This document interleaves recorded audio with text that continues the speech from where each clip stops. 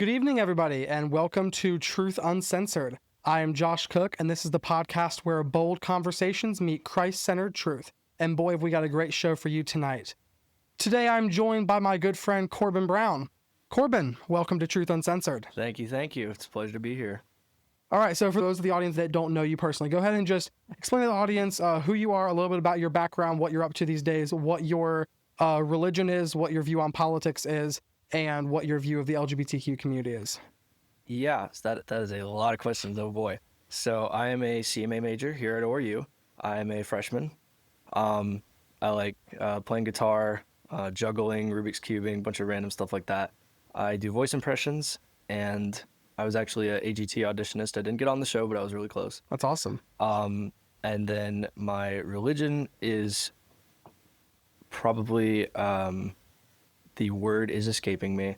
I grew up in a Foursquare background, if you're familiar with that. Yeah. So I believe in the Holy Spirit. I believe in gifts of the Spirit. I believe that God still performs miracles today. Absolutely. As for the LGBTQ community and that agenda, my primary view is that we love the people, not the sin. So I love the people of the LGBTQ community. I, however, do not love the LGBTQ agenda. Absolutely. And then what is your view on politics? On politics, I do not know diddly squat. I really don't go into the news a lot. I didn't even know who, Jeff Epstein was until 2 weeks ago. My roommate was infuriated with me. He was like, how do you not know who that is? He thought I was living under a rock. That's crazy. I'm really not too big into politics. I'd identify as Republican, but I'm, maybe more in the middle, but I'd probably identify as Republican. Yeah, absolutely. So when did you first start paying attention to cultural and societal issues such as LGBTQ and other things like that? So it kind of all started when I wanted to decide what I wanted to do for my career and what my calling was, the purpose I was on this earth. And I remembered someone had told me, the thing that makes you the most infuriated about this earth is what you're here to fix. And that really spoke to me, and it got me thinking. I was like, well, what ticks me off more than anything else? And I was like, LGBTQ agendas in children's cartoons. Because me and my sister would be watching a show, we'd be really enjoying it. All of a sudden, lesbian couple takes over the entire show, and you're like, where the heck did this come from? Yeah. And then you gotta, and that really ticked me off. And I was like, I want to do something about that. So I decided to come here, get a degree in, getting a degree in cinema media arts, and my dream is to create, produce, direct, storyboard, voice act my own animated series that teaches Christian-based morals in a way that is not agendicizing, whether that be an LGBTQ agenda or a Christian agenda, just telling good stories. That's awesome. I really admire that. So how would you describe your general views on the LGBTQ's place in animated cartoons? Do you think it should have any presence or none? And if you're in the middle, just explain what your views on what its place is. Because obviously, I think my thing is I don't agree with it either. But the majority of movie companies and studios and things that are making these types of cartoons, such as Disney and Netflix, most of those leaders are not Christian. They do not align with the values that we align with. And a lot of families who watch those shows, there might be a gay family, gay couple. So do you think it should have any place in those? And if so, what would you say your views are on that? Yeah, so I think what it really comes down to is representation versus agendicizing. So even though I don't really support either, I tend to tolerate representation a little more because, let's say there's a kid out there watching Cartoon Network and his, he's got two dads and he sees a kid who's also in that position and he feels like he's more normal because it wasn't his decision. Yeah. That doesn't have anything to do with him.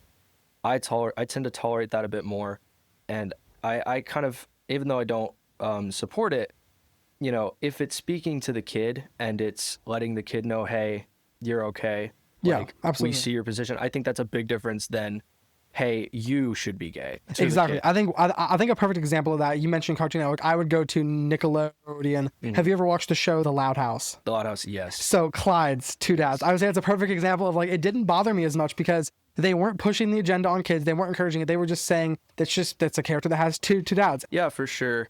Yeah. And like I said, even though I don't support it, I tend to tolerate it a bit more. And it's actually funny you brought up Loud House because that was actually what I had in mind with that, because with Loud House, that was a topic in the show, and I was like, okay, like it's representation and it's not an agenda, so I'm going to keep watching it. Exactly. Because I tolerate that. However, when one of the kids came out as lesbian and started getting in their relationship with another young girl, I was like, no, okay, because that is now speaking to the children. I get that, these characters are cool. They came out as lesbian. You should be lesbian too. Yeah. And that's really what this all comes down to, is the sexualization of children. Absolutely. Because I've heard interviews with gay men being like, why is this crap in cartoons? Like, exactly. They don't need to know about it right now. And it is, yeah, absolutely. All right, so now what we're going to do, before we get into our first topic, I do this with every guest. It's called Rapid Fire. So I'm basically just going to ask you a series of yes or no questions. And again, that's all I want is a yes or no answer. And we'll expand on some of these things, but just to kind of give the audience a baseline of what your general views are before we get into more deep discussions of the topics. So do you think culture is changing rapidly? Yes. Do you think that there is such thing as objective truth? No. Objective or subjective? I get those mixed up. Objective. So basically, do you think that there is a standard for truth that just it's truth, and no matter what anybody thinks or claims their truth is, they can't go against objective truth? Yes. Okay. Yeah. Do you think that people are more influenced or more informed? Say more influenced. I would agree. Does media, specifically in what we're talking about, cartoons and shows, do you think that those have one of the largest parts in shaping kids' beliefs? Oh, yeah. No, for sure. You'd be so surprised how one cartoon being turned on while the mom is busy will influence the child. Because children are, they're sponges. They're absorb. Impressionable. They mimic.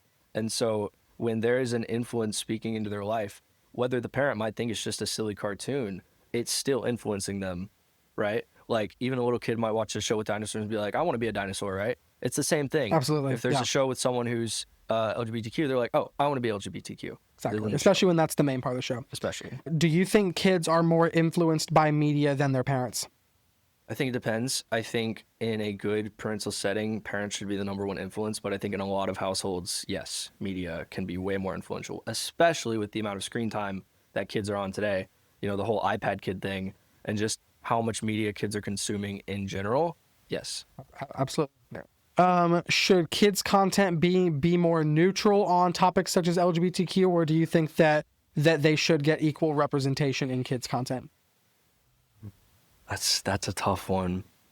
I think children's media's number one goal should be to inspire, not to influence. Okay. So, like, good story should provoke thoughts of, like, wow, I really connected with that redemptive story, or that, really spoke to me. Maybe this, not this. So that's what you should think. Yeah. Do you think studios such as Disney, Netflix, Cartoon Network, Sony Animation, Marvel Animation, Nickelodeon, do you think do you think that they are pushing these messages on kids intentionally, or do you think it's just they're trying to have equal representation? Some people take it the wrong way. Well, 2018 to 2024, really, yes, they were definitely pushing it. When did Trump get reelected? He got first elected in 2016, got reelected in 2024. Yeah, right, 2024. Yeah, like I said. So are you familiar with the movie Elio? I think it came out, and for whatever reason, like I either didn't watch it or my mom didn't want me. I don't know what it was. I didn't watch it. Exactly, because it was not publicized at all. You know why? Why? Because originally the kid was supposed to be trans, and it was going to be this whole agenda story, but Trump got reelected. They had to scrap the whole story. Yeah. The result was rushed, and so they still put it out there, but it wasn't advertised, like, barely at all. And so no one knows about it. Everyone's like, I forget. Have you watched it? No, because no one talks about it. And it was extremely mid because it set out to be something, and then it changed last minute. And anything that changes last minute from what it was originally supposed to be is going to be weak. Absolutely. I agree with that. Should LGBTQ topics be discussed at all in children's shows and animation? No. They just don't need to know. Like, they're kids. Like, talk to them about that when they're at an age that they need to know about that. It's the same thing. Like, you're not going to give sex ed to a 5-year-old. It's the exact same thing. Yeah. So, no, I don't think they need to talk about that. Yeah. Okay. Would you say that in your current life right now, are you ever afraid to speak openly about something you believe for fear of backlash from people? No, because I mean, I'm going to a Christian school. So right now I'm in this right now I'm in this bubble of, most 99% of people agree with me on most things. Yeah. And so I'm not afraid now. However, when I go into my calling and that area, let's say I was working for Disney, Netflix, whatever, I would be more scared. But thank God that through all things, Christ Amen, brother. strengthens me. So, Do you believe cancel culture is real? oh yeah, people love to just be ill-informed and angry. And those two things combine, and I think that's really what's fueling cancel culture. I mean, Absolutely. people love to get behind things that they just don't know a lot about and just hop on the bandwagon of being No. angry. Do you think that people should feel an obligation to censor themselves if what they are going to say could possibly offend somebody? Do they have an obligation? Yeah. Should people have an obligation to and a want to self-censor themselves to save, essentially, to be aware of the feelings? So it's basically, if I was in a public forum, if I was in a circle of 50 people, I don't know what any of these people believe. Should I be constantly self-conscious, self-censoring, making sure nothing I say could possibly offend anybody? I think there's such a thing as knowing your audience. Just because I have free speech doesn't mean that I should say everything that comes to mind. I would agree with that. So, for example, if I were in a group of, let's say, gay people, and I said something like being gay is a sin, I wouldn't say that, because that's essentially saying you are a sin because they identify as gay. They're saying, oh, I'm a sin. So in that scenario that I just made up, I would, make a good impression on them. I would love the person. And, I think you should read the room, regulate yourself. Don't be afraid to say what you want to say, but make sure it's in an appropriate setting and make sure that you work up to it. So I would just ask you a question on that from a biblical standpoint, from a Christ-following perspective, because you would identify as a Christ follower, so would I. So would you say that based on the Bible, based on what Jesus did, what he preached, and what we are called to do, wouldn't you say that we have an obligation, especially in a scenario like that? That's a perfect area to be able to witness to somebody and say, hey, I love you as a person, and I understand where you're at right now. But in the end, there's only one God, there's one King, and he is coming back someday. And if you are living like this, unrepented, there will be serious consequences for this. I feel like because the Bible says if you have a chance to tell somebody or steer somebody away from wrongdoing and you don't do it, then your blood is on their hands if they go to hell. So do you think that we have an obligation as Christians to witness to that person and tell them that the way they're living is wrong, or do you think that we should just try to be acceptive of everybody? Well, and you got to remember, people don't save people. God saves people. True. Through people. So through people, yes. I don't think the blood would be on your hands if you missed that opportunity, because you got to trust that God knows what he's doing and he doesn't need you to save people. True, but it's like, I'll give you an example. This is an example that my pastor is using and other pastors have used. So if you're in a small group, okay, you might be leading a small group at a church, and there's somebody that is there, he's LGBTQ. So we're sitting in this circle. He's like, hey, I'm gay. I'm currently living like this. And you have a discussion. If that entire time, you can do it as lovingly as you want. You can choose to use whatever words you want. You can use scripture. But if you choose to never acknowledge that it's a sin, never acknowledge it's something that needs to be repented of, and not give him that message, and then he leaves then and dies in a car accident on his way home. I mean, I don't have the verses pulled up in front of me, but there are verses in the Bible that say if you have the opportunity to witness somebody, or like if you know somebody's going to rob a bank, if your friend tells you they're going to go and rob a bank and you don't call the police and they get caught and the police find out that you knew about it, it's conspiracy to commit that crime even though you weren't even there. So the Bible does say that people's the blood could possibly be on your hands if you purposely don't use opportunities that God gives you to witness to people. Where does it say that? I'm curious. Yeah, actually, yeah. Let me look at. Actually, let's do that right now, because it. Love your hoodie, by the way. Thank you. Yeah, I picked this. So obviously, you guys know. You guys have read the thumbnail. Y'all read the title, looked at the thumbnail. So we were talking about LGBTQ primarily in kids cartoons. So it says "Promise, not pride." It has Noah's Ark in Genesis 9:13, which is one of many verses that condemns homosexuality in the Bible. Okay, let me pull this up on my. He found a translation he didn't like. Huh? No, not at all, actually. I'm serious. I'm teasing. Yeah. On my screen right now, it literally, stupid, I'm not sure if it's in my browser or not, but it gave me verses. But it basically summarizes them, but I don't want to read an AI summary. I want to read the actual verse. Yeah. So, It looks like it's primarily in the book of Ezekiel. Okay. One of the first passages they give is Ezekiel 3:18 through 21, which I'm reading from NIV, Okay. which it says, when I say I'll read this in full context. So this is Ezekiel's task as watchman. So there are two verses before that says, at the end of 7 days of the word, at the end of 7 days, the word of the Lord came to me, Son of man, I have made you a watchman for the people of Israel. So hear the word I speak and give them a warning for me. And then this is when the verse starts. When I say to a wicked person, you will surely die, and you do not warn them or speak out to dissuade them from their evil ways in order to save their life, and that wicked person dies still in their sin, I will hold you accountable for their blood. So that is one verse. That is Ezekiel 3:18 to 21. And then the other one it gives is Ezekiel 33:4 through 6. Can I say something real quick? Yeah. So, do you agree that pastors are held to a higher standard as Christians? I think that pastors are held to a higher standard spiritually, Right. but I don't think so. Like, for instance, people say that like pastors should dress a certain way, talk a certain way, they should avoid certain topics in their sermons. I don't agree with that. I think that pastors should cover things like abortion.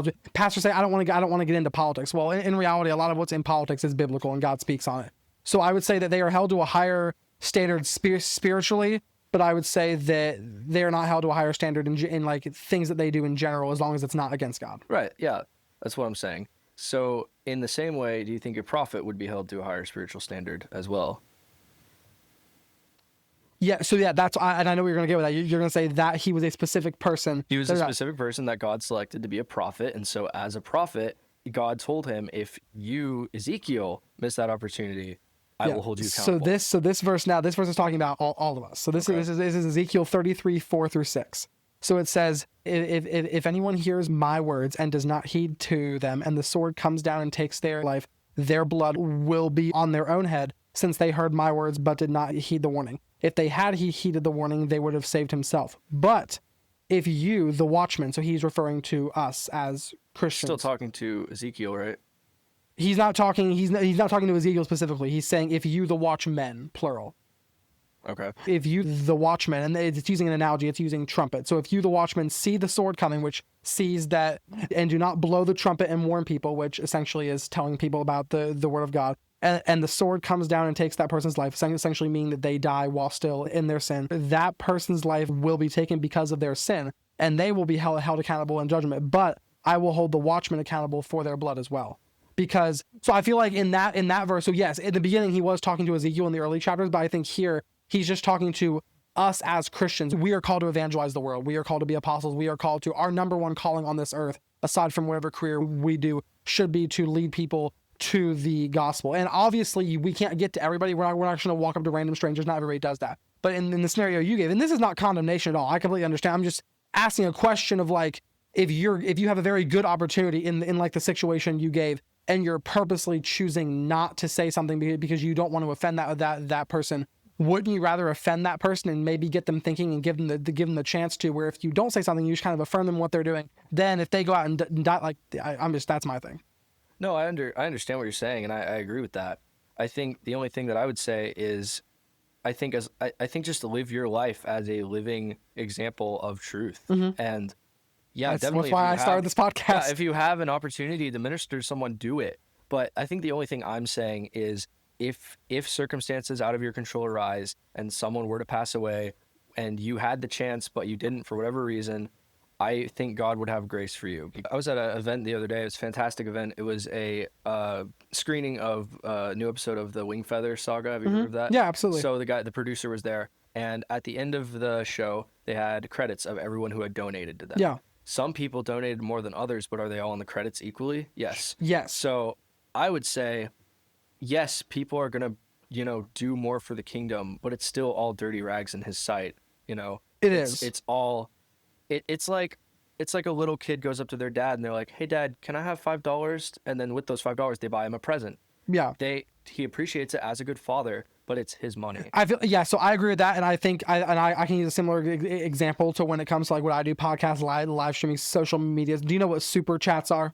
No. Okay. So a super chat is basically you make a donation. It can be as low as $1 and as high as whatever you want. So anybody can comment in that live chat. Anybody can make a comment, but they have a thing where like if you send a super chat, it doesn't matter what the amount is. It could be $1, it could be $100. We'll have a time where we read as many super chats as we can. So if you donate money, so they're gonna read the super chats from the people that donate $1 and $5. They're also going to read the ones that donate $150, $200. But it's the value to them. So while they're going to thank everybody's going to get recognition, and they appreciate all the money. They're going to have a higher value for that 200 than they're going to have for the 5. But are they all subscribed? Huh? Are they all subscribed? Exactly. So that's the difference. So they get the same content, right? Yeah. They all get the same content. Unless so I think we're all going to get the same treatment. Yeah. Some might be recognized more. Exactly. That's all I'm saying. Okay, but you said status, so that would suggest that. Yeah. The word I don't know. Yeah. The word status is yeah. Let's move on to the next. Okay, so I feel like I'm gonna skip the rest of the rapid fire questions because I feel like we kind of got everything. So before we get into the first segment, just a little like hook before we start. Do you think that media is shaping culture, or do you think it's just reflecting it? See, that's another blanket statement of media as a whole. I think so. Well, I mean, you can take it specifically. Do you think that animation and kids media is shaping the kids culture, or do you think it's just reflecting what the kids are already seeing in the culture around them? It depends on the show. I mean, you take a show like Peppa Pig, it's reflecting. It's kind of just more of the same of what the kid already knows is to be true. Yeah. If you take something like Bluey, it's shaping. It's saying, let me provoke a kid's mind to think about these things. Yeah. And also the parents, I mean, it's shaping good parenting as well. So I think it depends on the media. I think media done well should shape.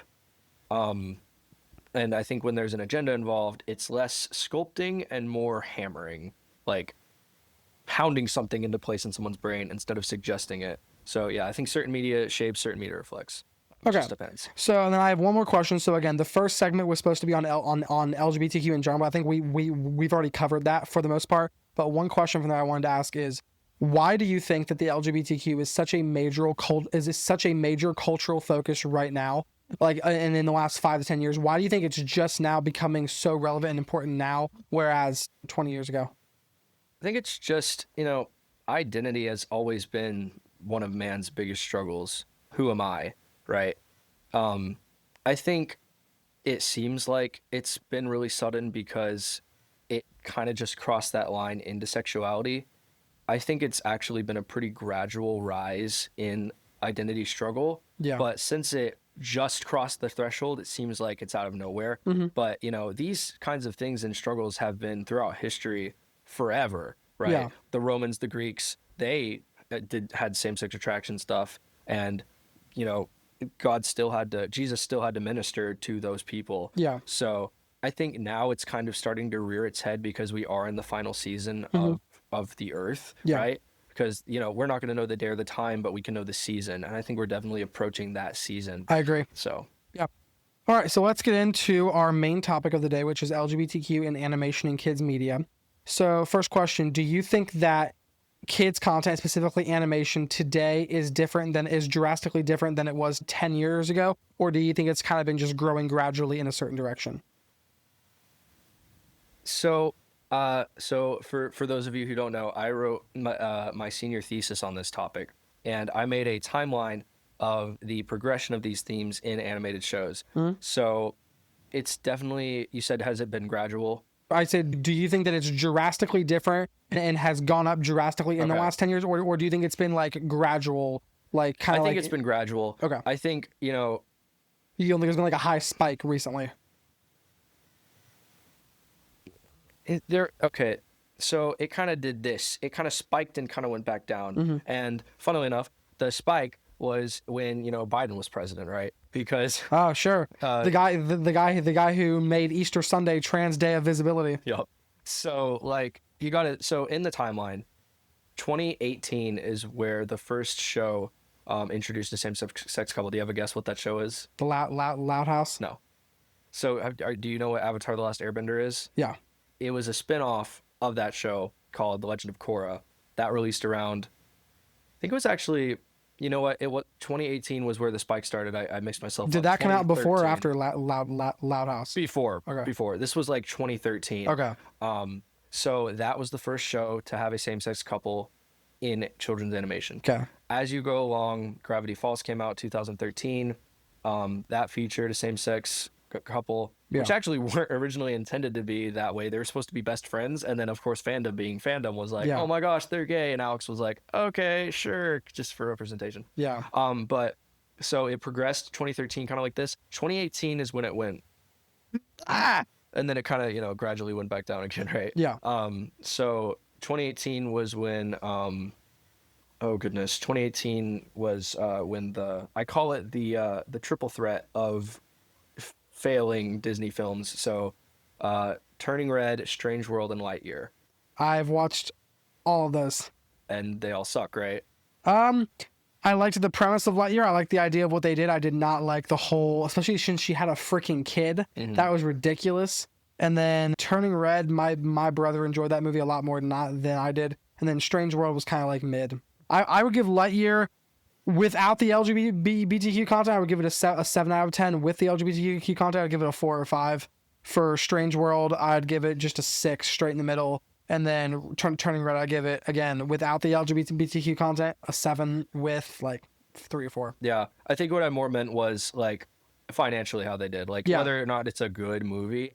Financially, they Box flopped. office did. Oh yeah. Oh yeah. Box Box office wise, they sucked. Yeah, that's more what I meant. Okay. It's the go woke go broke kind of thing. Yeah. That kind of happened, and then now Elio was the first one that made that transition. This wire, dude. Elio was the first one that made that transition, and now we're kind of going back down because Yeah. K-pop Demon Hunters came out that didn't have any sort of agenda in it. It was a really Nope. good film. Yeah. The new Spider-Verse movie is coming out. I don't think there's anything planned in that one either. So Nope. we're kind of going back down. It's still going to be there, but I think I'm scared that not scared, more like concerned that if after, this next election, if the Democrat Party is put back in power, Yeah. it's going to spike again. I And I think it's going to fluctuate. Especially since the Democratic nominee is pretty much almost guaranteed to be Gavin Newsom. And if you don't know who Gavin Newsom is, he's the governor of California. Okay. And he has openly advocated for not just LGBTQ transgender rights. He has advocated for trans kids. He's like, I support trans kids, and I want to see. He literally said, I want to see more trans kids. I believe that. That's who the primary Democratic candidate is going to be for, Right. because his last term as governor, he can't be governor anymore Right. after this year. Yeah, so definitely if he gets elected, you're going to see another spike, definitely. okay. So going back in, do you think that these themes are specifically being targeted at younger and younger ages in animation on purpose, or do you think it's just how the ball rolls? It's for sure on purpose. Legend of Korra was a tween kind of young adult show, right? It had Yeah. mature themes. It wasn't targeted at young kids. You then flip the coin to Muppet Babies, the newer one. Yeah. That was targeted at more kindergarten. Yeah. Maybe 6 through 8, maybe. I will say 4 through I've 8. never watched the Muppets in my life except for the new one that Disney Plus put out with Sabrina Carpenter, because I'm a huge Sabrina Carpenter That fan. one was good though. So I did watch Kermit's that. voice wasn't as good. I feel like I could do a better Kermit voice, but whatever. Oh, I forgot you do animation voices. How about you show the audience animation voices you Well, I could just do a Kermit the Frog here with another episode of the Muppet Show. Today, I'm my special guest, Mr. Josh Cook. But yeah. No, yeah. So I did watch that, but other than that, I've never watched the Muppets. Okay, so and then Muppet Babies, right? They had. I laugh thinking about it. They had an episode where Gonzo dresses up as a princess and goes to a ball, and the whole episode they're referring to Gonzo as a they them, and it's hard to pick up on because it's just like you don't think. Yeah. About it. But and then he comes out in the dress and he's like, I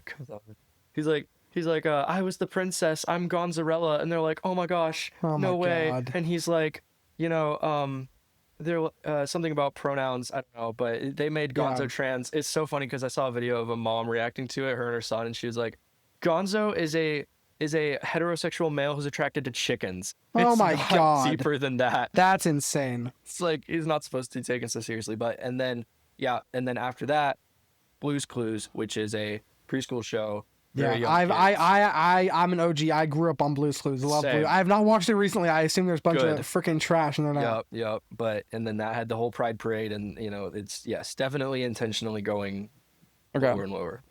Who do you think should decide what kids are exposed to ultimately? The parents, honestly.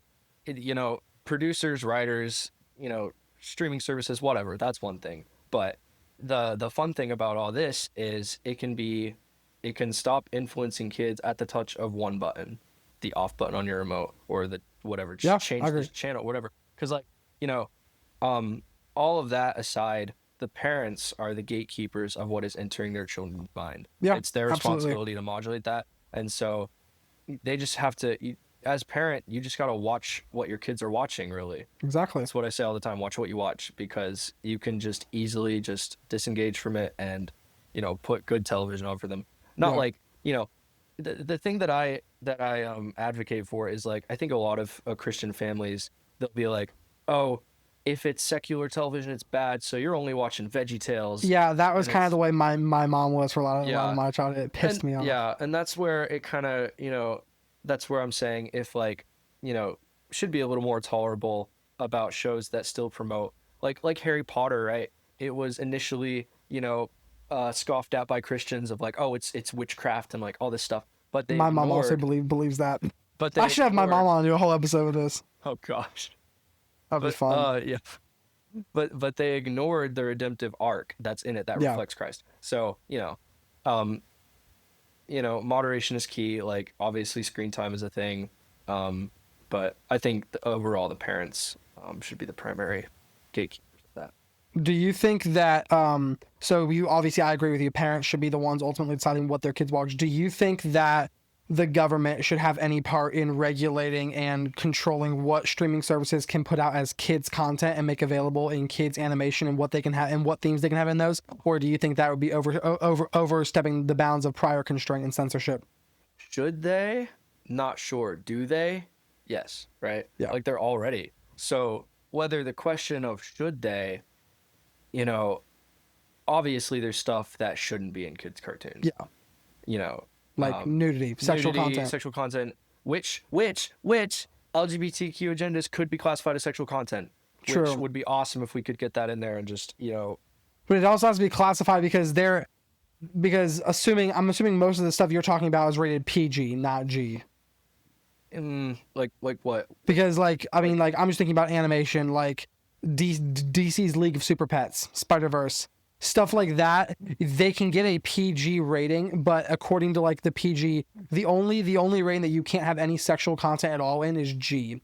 PG, PG-13 are all allow sexual content. It's just a term of how much and what nudity is allowed and not. Well, I think what I was talking about more about like preschool shows, like Arthur, Blue's Clues, exactly. Things that are targeted toward people that are under the age of 5. Yes. Yeah. That's G stuff, but whereas like Legend of Korra, The Loud House, Adventure Time, all that stuff, that's more PG. So it's two different ball fields. Yeah. But yeah. That makes sense. Okay. Last question in this segment. At what point does it stop being just storytelling and inspiration and start like purposely trying to shape people's beliefs? What do you think the line is for that when it comes to LGBTQ content? It's very easy to pick up on because let's say, there's okay, for example, the Pride Parade and Blue's Clues, right? Yeah. There is a verse in the song that is being sung by a drag queen that says, come join the fun. And at first glance, it's like, oh, it's just a dumb lyric, whatever. But it's a command. Come join the fun, right? Whereas, no one ever on Bluey looks into the camera and is just like, respect your parents, right? Yeah. That doesn't happen. But honestly, I do think that I have respect, and I'm glad because I feel like to me, it's kind of like I want to know where I stand with people, and I want to know, like, I don't want to have my kid be watching something that has like underlying messages like that's like psychological. If a show's gonna have the LGBTQ content in it, I want to just come out and say it because I want to be able to avoid that, because I feel like it's worse when. And I'm gonna go into a different little topic. I'm gonna go into music real quick because it is very strategical. Do you know who Sam Smith is? No idea. Okay, so Sam Smith is. Have you ever heard the song Unholy? No. Mommy don't know, daddy's getting home. I have zero pop culture knowledge. Okay, that's fair. That's fair. Well, you love Taylor Swift. Well, love is a strong word. We'll get into that later. No, so Sam Smith, he made a song with Kim Petras, who, fun fact, Kim Petras is the youngest person ever to have a transgender surgery at 16 in Germany. Germany's also the people that started that. So, and she also became the first trans woman to win a Grammy when they won the Grammy for Best Pop Song. The entire song, the entire theme of the song, the chorus is "Mommy don't know, Daddy's getting hot at the body shop doing something unholy." And if you watch the music video, it's essentially this guy who drops his wife off at home, goes to this body shop, but upstairs it's basically, have you ever heard of Eyes Wide Shut? The Eyes Wide Shut parties in Hollywood, which is basically just like basically everything, like basically people having sex in a room and all this like disgusting. So basically it's that's the entire song. And then Kim Petras, who is man trans to woman, she comes in, he's wearing a devil horns hat the entire time. Every single person in the entire cast of the music video is male, but it looks like they're all females and all are in like corset, but and I guarantee you he did this on purpose. Every single one of his songs he has others. He did an entire tour on this, and every single one of his songs he purposely does not use any curse words. He doesn't use anything that would make the song labeled E. So unholy, and it's like they're all labeled as clean songs. So if your kid, even if your kid's on Amazon Kids or whatever, they even made a Kids Bop. There is a Kids Bop version of unholy. That's disgusting. And the issue with it is that they purposely do the content in such a way to where they get the rating they want, so they can get that message out to people who are listening. And it was the #1 trending TikTok song. Yeah. And like, in me, like, if I'm being completely honest with you, I don't really have an issue with the song personally. I think it's a bop. It's very well musically produced. I don't agree with the messaging in it. I think the music video is disgusting. I think the way he performs it is disgusting. But it's definitely not something that you want a kid listening to. But parents who think that just by turning this explicit filter on their kids' music is going to filter everything, artists can give whatever message they want. If they don't use any of the 20 flagged words, then, like WAP, there's a clean version of Cardi B's WAP. I mean, that's where you just gotta, back to the parents being the gatekeepers. You can't just expect, like, there's a way around everything. No filter is going to be perfect. No. So, that's just the parents. Like, go over to your kid, like, hey, what you listening to? Don't just give them that and say go crazy. Yeah. Because you don't know what's going to be on there. Yeah. I agree with that. Okay, so next segment, now we're going to get into a topic that I like to call the disagreement. So this is something that I just started with this episode. I didn't do it in the last episode, which, if you guys didn't know, the last episode was the first one, so this is the second episode. Thank you guys for coming back. So I've added this segment that I'm going to have in all the episodes that's called the disagreement. So basically, what's a belief that you have just in general, doesn't have to be related to this topic, just a belief that you have in general that you would say most people, even people on your side of the aisle, politically or spiritually, would disagree with, and why do you believe that? So, and keep in mind, I'm a verbal processor, so I don't know if I technically agree with what I'm saying right now, so just keep that in mind. All right. However, this is just my belief right now. I'm open to being corrected completely. I don't know if this is biblical at all, but for me, something that I've been thinking about lately is in especially chapel, that's kind of our church service here at ORU. When people are speaking in tongues loudly around me, it's very distracting, and it takes away from my time with the Lord. So something that I've been thinking about is that okay to be publicly, especially when there's no one translating the tongues? I feel like it's just not appropriate in that setting. And like, I'm not saying that people should... I actually completely agree with you. Okay. And I'm not saying people should limit their connection with God. Yeah. But I think they should keep in mind that there are other people worshiping. And like, I don't want to sound like a stickler and be like, no. Since like, keep your worship down and like, whatever. But I think you got to be careful about, like, you can speak in tongues a little quieter. Yeah. So believe it or not, this is a belief a lot of people, I've met a lot of people with this, and again, my mom would be another person that would disagree with this, because she's a very big speaker in tongues. She'll do it during service and stuff. No offense to you, Mom, if you're watching the podcast. But no, so I would say I completely agree with you. I would say during the revival, especially, again, no offense to the guy that looked like Jesus. I forget what your name was. But when he had like the whole, like basically all except for 20 minutes of that time was just all of that. And I'm like, people are different. That's a little different for me, because that was a setting where we were supposed to be loud. So in that setting, I was okay with it. I'm simply saying it's all about reading the room. So if it's a Exactly. quiet time with the Lord and someone's like yelling in tongues, right? It's just Yeah, I agree. That's all I'm saying. So what would you say to what would you say to somebody who disagrees with you on that? What like how would you explain your perspective to them, or trying to like if you were trying to get people to understand where you're coming from on this and maybe try and get some change done, how would you explain that to somebody who disagrees with you? I just say, imagine if you were, trying in a library reading a book, and I came by and started playing a guitar very loudly, right? Yeah. I'm doing something that I'm passionate about. You're doing something that you're passionate about. However, it's in a library. Libraries for reading, not playing guitar. Yeah, and absolutely.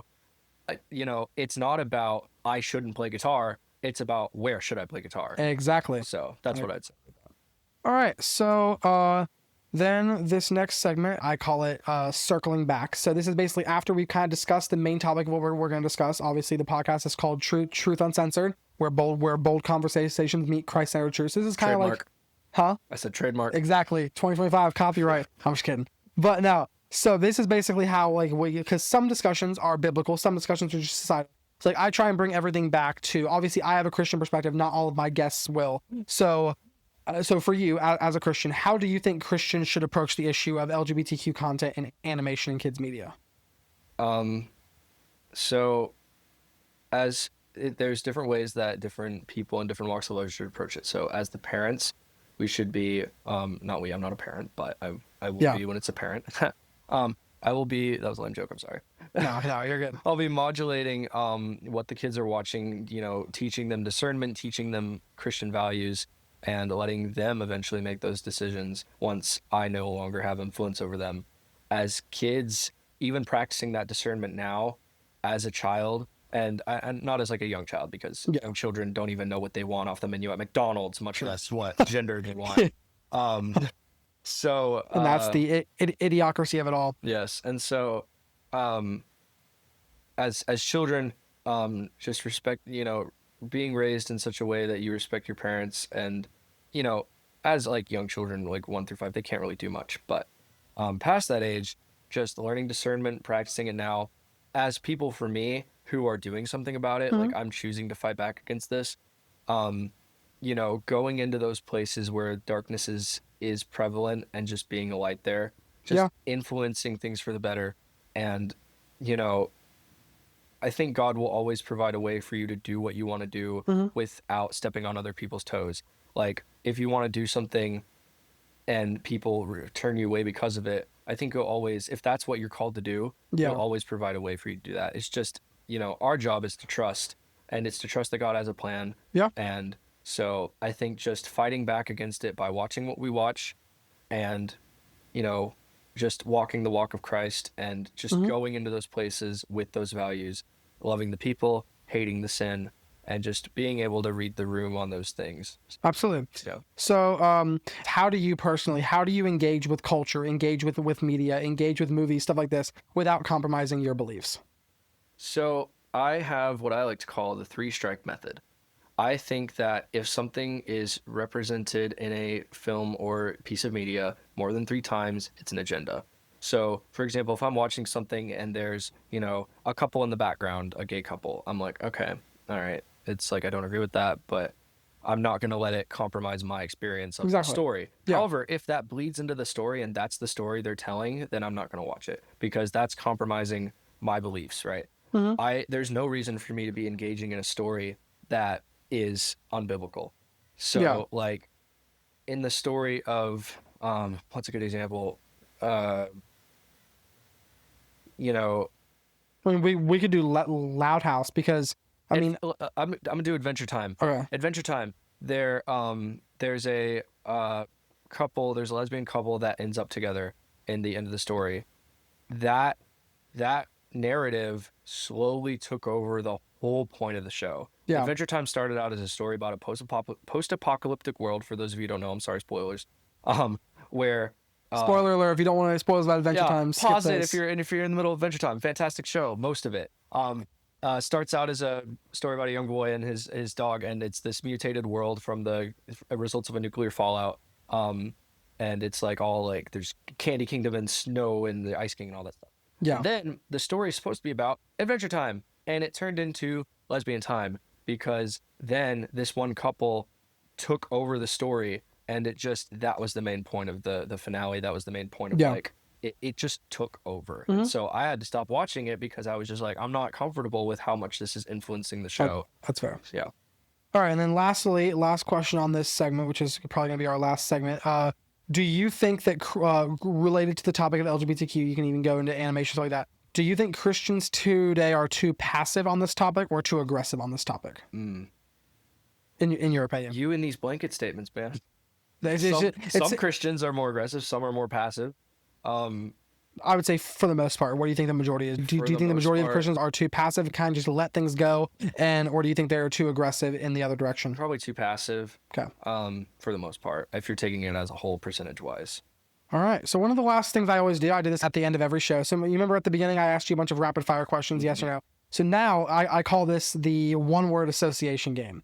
So I try to like theme it to whatever we're doing. So we're talking about LGBTQ. So all of these people have some connection to LGBTQ, whether it's good or bad, support or don't support. And I'm just going to say a name. And you said you're not super good with pop culture. So if you don't know who it is, you can just say pass. Right. But I'm going to say a name, and I just want you to use one word to describe that person, or use whatever, either the first word that comes to your mind, or just one word that you would use to describe that person. Oh, dear. So first one's going to be Elton John. Inspiring. Ellen DeGeneres. Hilarious. RuPaul. Confused. Lil Nas X. Don't know who that is. Sam Smith. Don't know who that is. Neil Patrick Harris. No clue.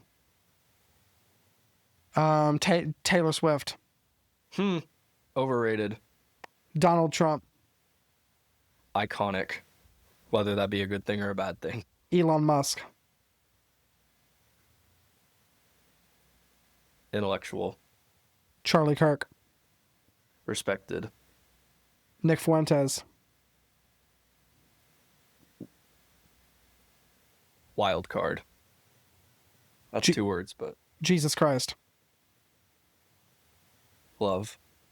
All right. This last one is kind of a spin-off because I want to get your perspective. So this last one, you don't have to use one word, it's probably to be a discussion, but do you know who Tim Cook is? No. So Tim Cook is the CEO of Apple. He took over for Steve Jobs, became the CEO of Apple. Okay. He was raised Baptist, Baptist, currently identifies as Baptist, practices his faith. Okay. Openly gay, came out as gay in, I think, 2015. Okay. So, and he says for him, it's about respect and love and accepting a community that is rejected by so many people, including Christians. So what do you think of him as a self-described Baptist, baptized believer in Christ, but is also openly gay? I mean, I'd say he's pretty confused. I mean, the thing about the Baptist faith is, you know, I respect it for a lot of reasons, but ultimately it's very focused on the don't do this, and less focused on the do this, right? Yeah. And so I can get why someone from that background would be more inclined to, you know, fall into, you know, because the thing about, you know, Baptists is they know a lot of things that aren't true, but they know a lot of things to be untrue, but they don't know a lot of things to be true. Yeah. So I think when you're not coming from a background of truth, and that having the main influence, it's easy to become confused. Yeah. So obviously I don't support him being gay. So like what I'd say about him is I think he's just, you know, he is a child of God, and he's created just like all of us. I just think he's a little confused. Yeah, I would agree. All right. Well, in closing, are there any final thoughts that you would like to leave the viewers with? Yes. So there was something I want to talk about that I didn't really get around to. It's really about, you know, in addition to telling kids what they should do, there's also, you know, telling them certain viewpoints that they should have. And really the two things that the agenda is trying to get kids to be is ill-informed and angry. I think I mentioned that earlier. But for example, a lot of the arguments for trans rights for children, for example, are so illogical. So for instance, they'll say, you know, Barbie dolls, monster trucks, they're all toys. You can play with whatever you want. Yeah. Right? But if there's a little boy playing with Barbies, oh, little Johnny, you're a girl stuck in a boy's body, right? Exactly. So it goes from being toys, doesn't make sense. which is fine, to being sexual. Yep. They want to have their cake and eat it too. And there was something else too. My mind completely blanked. But it's just that they want them to be ill-informed, illogical, Yeah.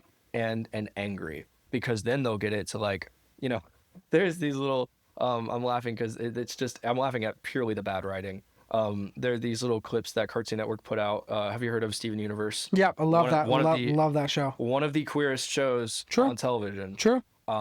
Before freaking She-Ra and the Princess of Power. I did not like that one, but I will say Steven Universe, I did enjoy that one. Okay. I did not enjoy that, but I enjoyed the show. Steven Universe started out good, but the point is they released these clips about racism, and one of them was and it's so manipulative, you almost gotta respect it. They had this playground scene, and there was a little white boy and a little African American boy, and they were playing, and randomly one of the kids, for no reason, was like, we should get married. And then, like, this bully shows up and he's like, you can't get married. Black people can't marry white people. Do you know what that did? It did three things. It normalized gay marriage because it put it out there and then didn't say anything about it. It took the focus onto racism. Yeah. And it's genius. Yeah, right. There was a third reason that escapes me, but it's just because then, the little tag on at the end, like, she looks right in the camera and she's like, don't defy it or something like that. Yeah. Be anti-racist. And the whole thing about, racism is racism ends when we stop talking about it. Exactly. Like, I used to, even, I said that he was African American for the purpose of the story, but I try to be careful when I'm telling someone about someone. I don't say this black guy or this Indian guy. I just say this guy, because, that shouldn't have an influence over, how I'm classifying this person. It's just like, you're a fellow man. That's all that should matter, really, unless it has an importance to the story. It's just I can see that. People. So, but back to the LGBTQ side of things, they really just want to manipulate kids to be ill-informed and it's all about taking up a burden that's not theirs. It's all about jumping on the bandwagon of, let me get on the side of something, because people, it goes back to cancel culture. People are just so ready to be angry about something. And then they just want adults to sit down and shut up. Adults? Like parents. Oh. The only thing, they want kids to be influenced by media. They want kids to. Oh, I see. They want parents. The parents are gay. That's why. Yeah. Yeah, and it goes They back just want adults to sit down and shut up. to objective truth too. Like, what do you, the child, think? Exactly. And it's like, you, the child, don't know what you want from McDonald's, like I said earlier. So they just can't. They shouldn't be expected to make decisions about their gender identity. Yeah, so absolutely. that's the final thing that I just wanted to mention was that the main goal of the agenda is the sexualization of children, the numbing of children's intellect, and the positioning of getting them to jump on a bandwagon and be angry about something. All right, so last thing I want to ask you, I ask this to everybody at the end of every podcast. If you were, again, I'm not speaking this over you, this is just in general, if you were to die tomorrow, or if all this were to go away, and this podcast was the last thing anybody ever heard you say, what message, if you could leave one final message, this is the last thing anybody's going to hear you say, what would your message be? I would say, be confident in your calling, and don't, trust God that he's going to take care of it. Don't feel like you're going to miss your chance. If there is a calling on your heart, then God will see you through it, as long as it's dedicated to him. And so be confident in your calling, and just trust God with it. Not that you should just be like, Jesus, take the wheel, but dedicate it to. Yeah. So not that God should be steering the car, but let the car be owned by God. Amen. Well, Corbin, I appreciate you coming on the podcast. I thank you for your time and perspective. I hope we can do this again sometime. Of course. To you guys out there watching, if this episode challenged you, encouraged you, or made you feel differently, leave a review, share the podcast, send it to somebody who you think needs to hear it, and just always remember, truth matters, discipline matters, faith matters, and your life has a purpose. I'm Josh Cook, and this is Truth Uncensored. We'll see you in the next episode.